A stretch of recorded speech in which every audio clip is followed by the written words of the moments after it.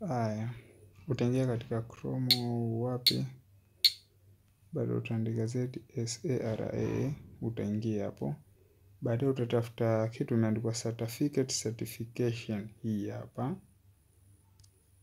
Hii utakliki, utaingia ndani. Ukishaingia utakliki tena katika sehemu iliyoandikwa certification, hii hapa. Utakliki. Ukishaingia watakuletea hii. Hapa pana taarifa hapa. Kwa hapo unaweza unaweza ukageuza simu. Ukigeuza simu inakuja hapo vizuri, utaona.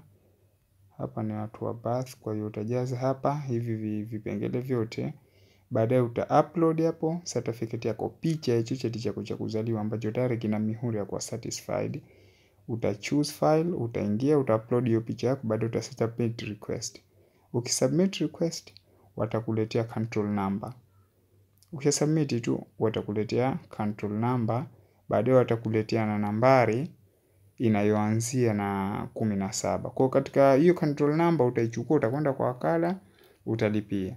Alafu hiyo nambari ambayo wanakutumia na kwa mfumo kama huu.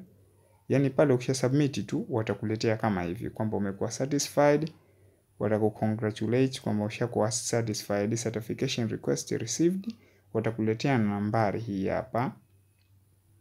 Tayari ukishaletewa hii nambari, kule katika ile control number utalipia shilingi 7,000. Ukishalipia utachukua receipt yako, utachukua na cheti chako cha uzalio chenye mihuri ya kuhakikiwa, utakwenda nacho sasa katika kule ulikoandikisha cheti chako cha kuzaliwa.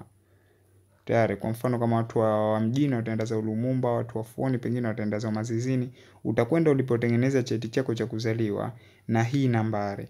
Ukifika kule hii nambari wataitia katika system, kisha watakupa hiyo certification number.